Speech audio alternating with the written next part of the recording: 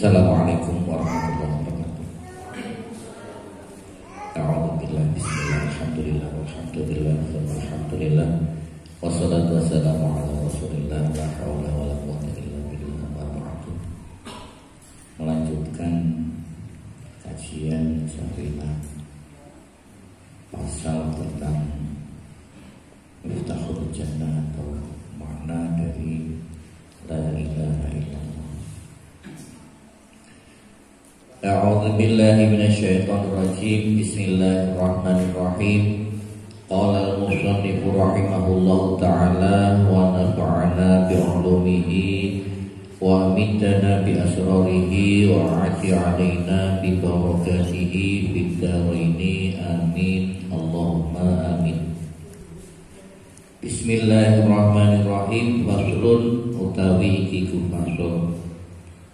Wa makna la ilaha illallah utawi maknane kalimah la ilaha illallah. La ma'buda iku ora ana sesembahan bihakin kelawan hak fil wujudi ing dalem wujude illallahu aning Gusti Allah.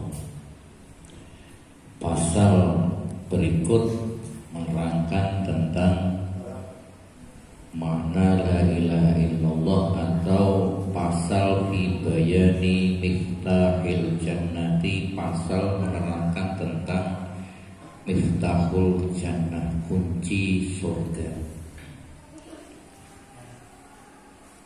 Disebut kunci surga karena tanpa la ilaha illallah seseorang tidak akan bisa masuk surga seberapapun solehnya dia dalam bermuamalah, dalam berhubungan dengan sesama makhluk, seberapapun dia bisa memberikan manfaat, ketika dia tidak bertauhid, ketika tidak berla ilaha illallah, maka surga tertutup bagi dia. Maka la ilaha illallah ini disebut Miftahul Jannah, kunci surga. La ilaha illallah ini juga disebut kalimatut tauhid, kalimat yang mengesahkan Allah dalam hal ubudiyah, dalam hal penghambaan seorang hamba kepada Tuhannya.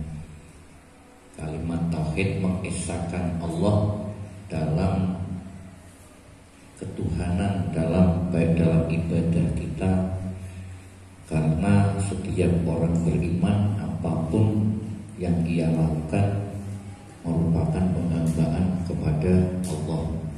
Apapun yang ia kerjakan dalam rangka mencari ridha Allah, limardhatillah.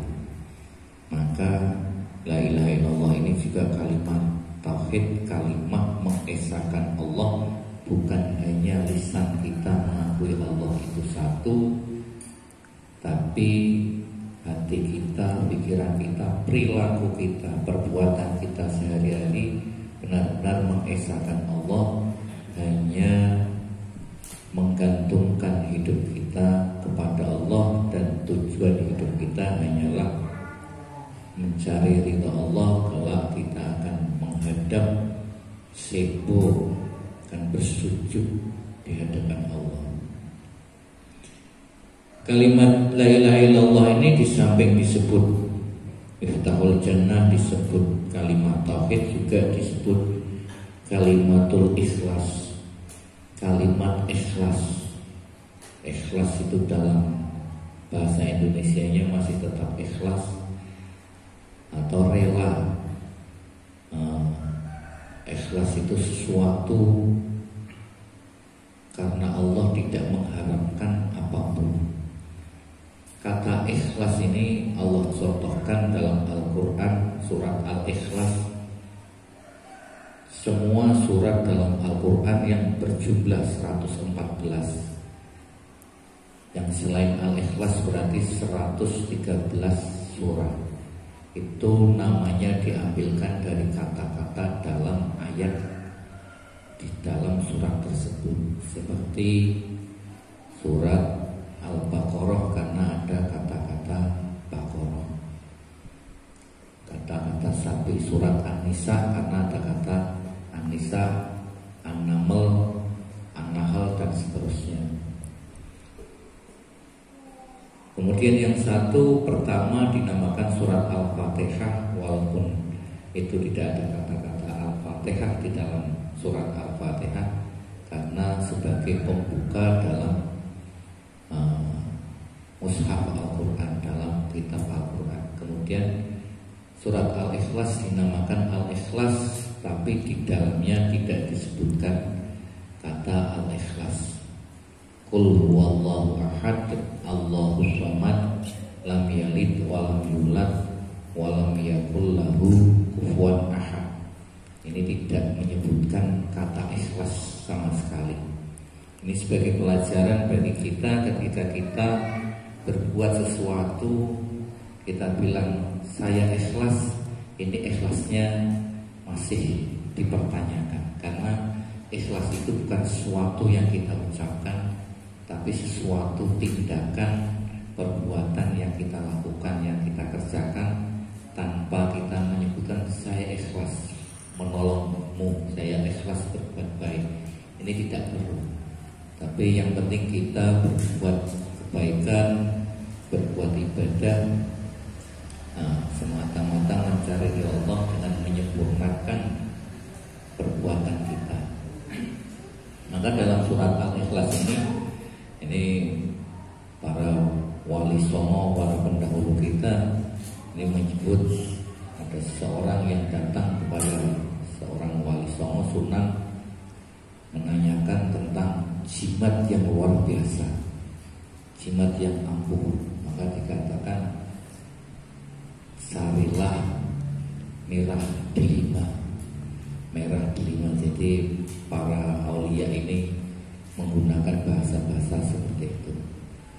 Dari kata mir'ah dal limo, mirah itu kaca penggalanya. Kita berkaca pada surat Al-Quran yang terdiri dalam surat tersebut huruf dalnya ada 5, yaitu surat Al-Ikhlas. Qul huwallahu ahad, Allahus samad, lam yalid walam yulad walam yakul lahu kufuwan ahad. Merah delima itu adalah surat Al-Ikhlas. Jenengan merasa luru-luru waktu sing abang urupe mafiar-mafiar. Sekarang sudah ngetren lagi viral, ada produk mainan yang seperti merah delima. Ketika dimasukkan dalam air maka akan menyala merah karena terkena air. Kemudian ketika diambil dari air, airnya ditutaskan, lampunya mati. Tapi itu hanya mainan. Nah, belajar dari merah delima itu adalah belajar dari surat Al-Ikhlas yang disebut ikhlas tapi tidak terucap dalam kata-kata. Ikhlas itu ketika kita mengatakan bahwa Allah itu adalah ahad, Allah itu Maha Esa, kita hanya menuhankan pada Allah. Kemudian kita mengakui lam yalid walam yulad, dasar kita bahwa Allah tidak beranak dan tidak diperanakan, artinya tiada sekutu baginya. Lam yalid walam yulad. Yang kedua Allahus samad, qul huwallahu ahad, Allahus samad. Ketika kita mengakui bahwa Allah itu zat sing ahad, kemudian Allahus samad, Allah itu adalah as-samad, tempat menggantungkan segala hajat hidup kita, bahwa Allah tempat bergantung segala sesuatu. Maka gantungkanlah semua cita-cita kita, semua hajat kita hanya kepada Allah. Kemudian walam lam yalid walam yulad, kita terhindar dari kemusyrikan, dari mensekutukan Allah. Walam yakul lahu kufuwan ahad, kita mengakui bahwa tidak ada yang akan membandingi kekuatan Allah. Maka dengan demikian kita hanya yakin kepada firman Allah, baik itu yang melalui Al-Quran ataupun yang melalui baginda Nabi SAW yang disebut hadis, karena firman Allah itu ada yang berupa Al-Quran, ada yang berupa hadis. Hadis itu ucapan baginda Nabi, perbuatan baginda Nabi, serta takriri ketetapan mendel diamnya Nabi ketika melihat sesuatu, itu juga menjadi hadis.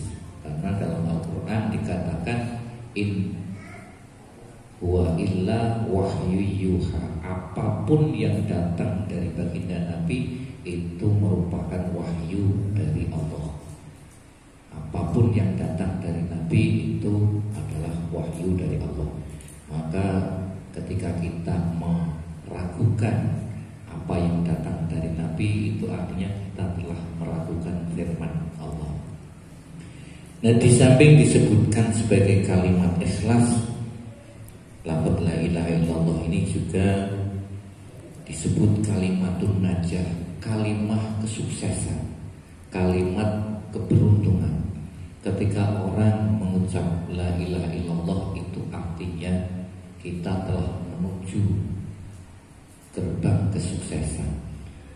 Kelak hanya orang-orang yang bisa berucap la ilaha illallah yang akan selamat dari azab Allah, yang akan selamat dari siksa api neraka. Maka la ilaha illallah ini disebut kalimatun najah, kalimat kesuksesan. Seberapapun dosa seseorang hamba, seberapapun dosa manusia, ketika akhir hayatnya mengucap la ilaha illallah, maka seluruh dosa-dosanya diampuni oleh Allah. Dan hebatnya Allah sayang terhadap hamba-hambanya, kalimat tauhid ini dibuat seringan mungkin untuk diucapkan. Kalimat la ilaha illallah, kalimat yang ringan diucapkan. Karena kalimat tauhid ini ketika diucapkan tanpa kita harus menggerakkan bibir kita. Ini ketika kelak seseorang sakaratul maut, maka akan kesulitan untuk menghimpun bibir atas dan bibir bawahnya. Jadi dengan KTK orang-orang yang dalam sakaratul maut ini akan kesulitan mingkem. Maka agar mudah Allah buat kalimat tauhid ini la ilaha illallah tanpa harus mempertemukan antara bibir atas dan bibir bawah. Dibuat sedemikian mudah pun masih banyak orang-orang yang tidak bisa melafalkan la ilaha illallah na'udzubillah.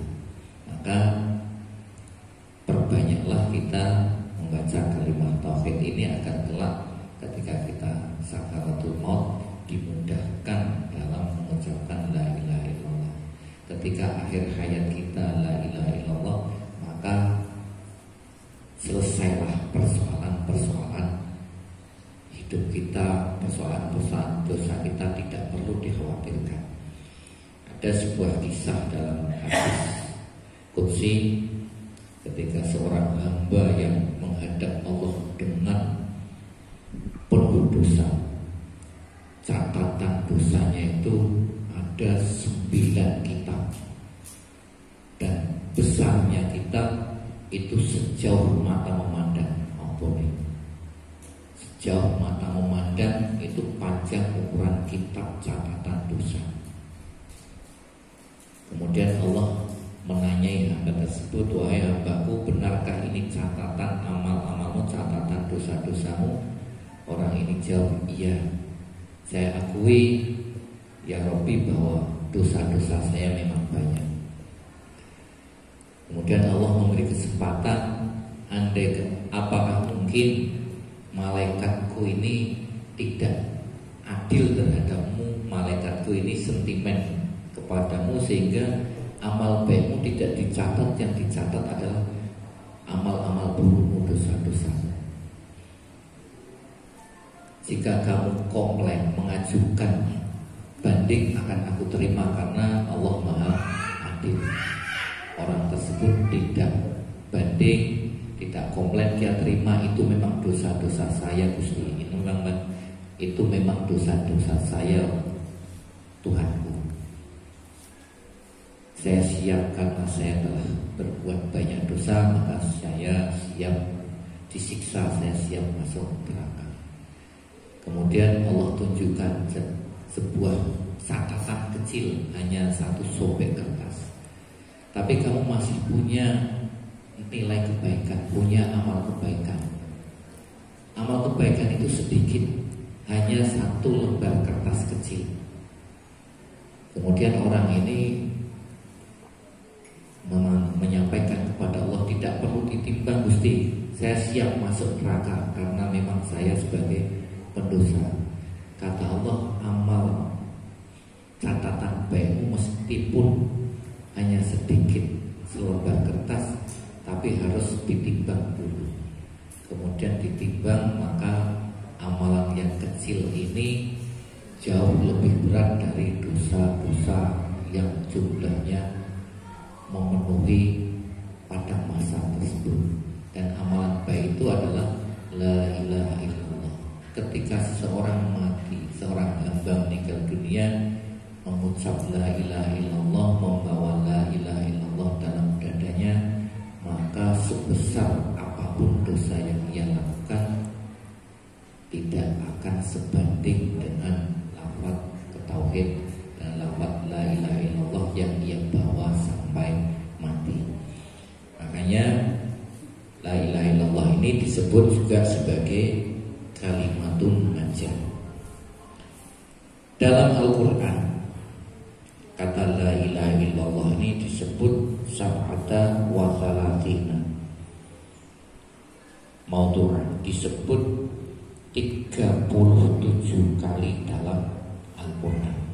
Jadi la ilaha illallah disebut dalam Al-Quran itu di 37 tempat. Artinya apa menurut para ulama tafsir? Ketika satu kalimat diulang-ulang dalam Al-Quran, artinya pesan moral itu, pesan ajaran dalam Al-Quran itu sangatlah krusial, sangatlah penting. Seperti la ilaha illallah ini sangatlah penting, sampai-sampai Allah sebut di dalam Al-Quran di 37 tempat. Seperti kata-kata lain, Fabi ayyi ala rabbikuma tukadziban, dalam satu surat diulang berkali-kali. Itu artinya penting. Artinya apa? Banyak orang yang mendustakan nikmat Allah, maka diulang. Contoh lainnya, afala takilun, afala tatafakkarun, afala tatadakkarun. Itu disebut oleh Allah dalam Al-Quran berulang-ulang kali. Itu sebagai peringatan kepada kita bahwa kita diberi anugerah terbesar oleh Allah berupa akal, tapi kerap kali, acap kali kita tidak menggunakan akal kita, tidak menggunakan akal kita untuk berpikir sebagai sang hamba Allah. Sehingga meskipun kita diciptakan fi ahsani taqwim, karena kita melupakan akal kita, sehingga kita berlaku seperti tidak punya akal atau hewan biasa. Maka tsummarodatnahu asfala safilin, tsummarodatnahu asfala safilin. Kemudian manusia itu derajatnya dilempar menjadi yang terbawah, yang terendah, di bawah derajatnya para binatang. Ya. Kalimat la ilaha illallah ini disebut 37 kali dalam Al-Quran. Nah, makna la ilaha illallah, la ilaha ini kalau dimaknai biasa, la ilaha ora ono sembahan illallahu angin angane Gusti Allah. Artinya la ma'buda bihaqqin fil wujud illallah. Tidak ada sesuatu apapun yang layak untuk disembah, yang layak untuk diagungkan, yang layak untuk dituhankan kecuali hanya Allah.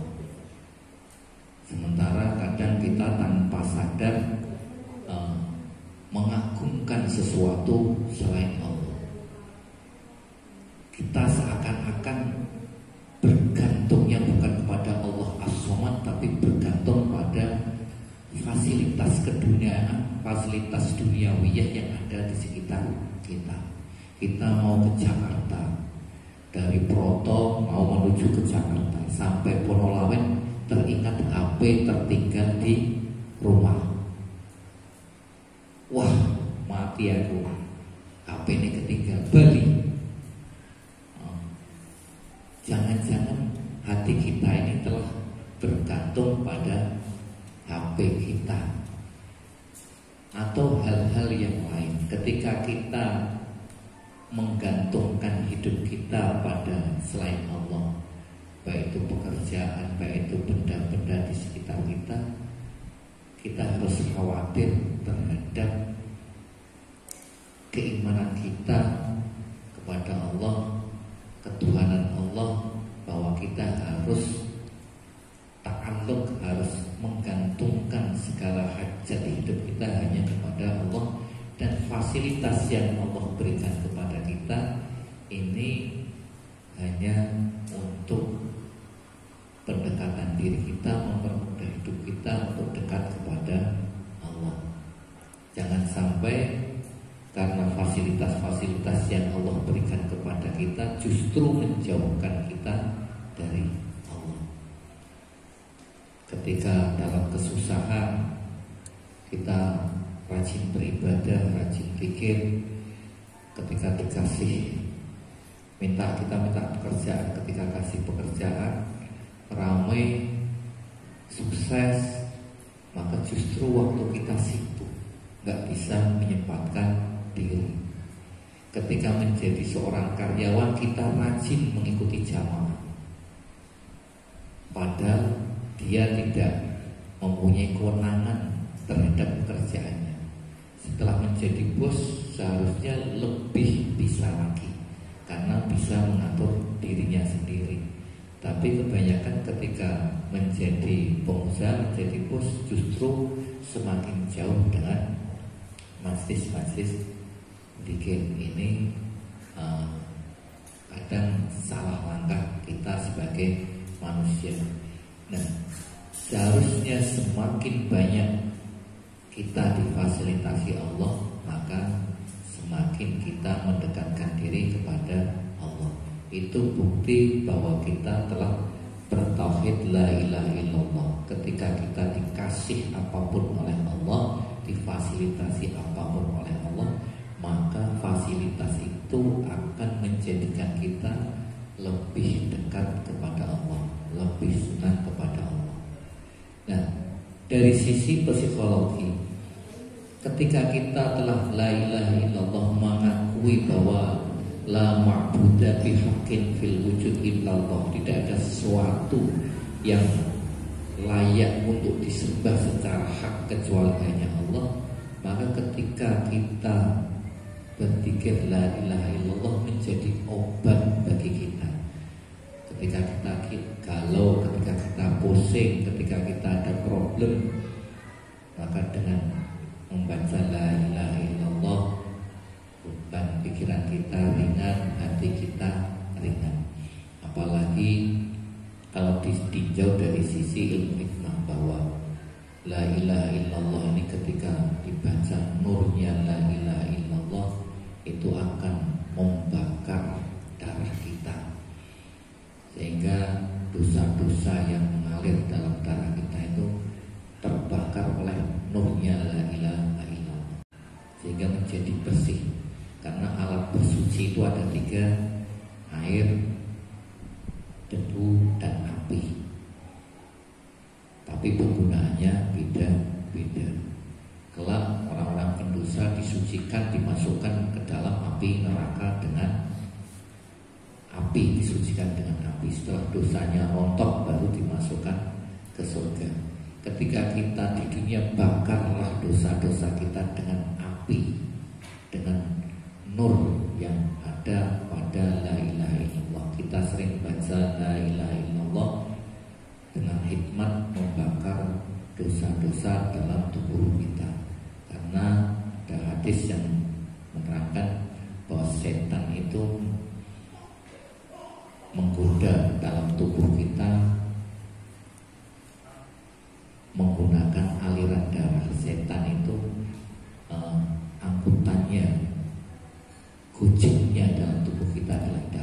sehingga bisa masuk kemanapun sampai ke jari jemari. Nah, bakarlah darah kita dengan la ilaha illallah. Nah, ini sebagai tolak ukur bagi kita sendiri ketika kita tidak bisa mengendalikan diri kita. Itu artinya kita harus meningkatkan keyakinan kita, pengetahuan kita akan la ilaha illallah. Wa makna la ilaha illallah la ma'budu bihaqqin bil wujud illallah. Tidak ada sembahan apapun secara hak yang layak kita agungkan, yang layak kita sembah kecuali hanya Allah. Demikian pasal tentang makna la ilaha illallah. Kemudian faslun wa alamatul bulughi, pasal masuk pada tanda-tanda balik. Tanda-tanda balik itu batasan seseorang diberi tanggung jawab melaksanakan syariat agama. Ini akan kita lanjutkan pertemuan yang akan datang. Demikian yang dapat kami sampaikan. Kita akhiri. Wallahu a'lam bishawab. A'udzubillahi minasyaitonir rajim. Bismillahirrahmanirrahim. Alhamdulillahirabbil alamin. Hamdan syakirin, hamdan na'imin, hamdan yu'afi ni'amahu wa yujahu masidah. Ya Rabbana wa lakal hamdu kama yanbaghi li jalali wajhika wa li'azimi sultanik. Allahumma shalli ala sayyidina Muhammadin al-Fatihi lima ughliqa wal khatimi lima sabaq, nasiril haqqi bil haqqi wal hadi ila siratikal mustaqim, wa ala alihi wa sahbihi haqqa qadrihi wa miqdaril 'azim. Allahumma shalli ala sayyidina Muhammadin sholatan bil qulubi wa dawaiha wa afiyatil abdani wa shifaiha wa nuril absar wa diyaiha wa qutil arwahi wa ghidaiha wa ala alihi wa sahbihi wasallim. Allahumma salli ala sayyidina Muhammadin sholatan tadfa'u bi'anna ta'na wa ta'un ya amru idha arada syai'an yaqula lahu kun fayakun. Wa sallallahu ala sayyidina Muhammadin nabil ummi wa ala alihi wa sahbihi wa baraka wasallam. Walhamdulillahi rabbil alamin. Wassalamualaikum warahmatullahi wabarakatuh.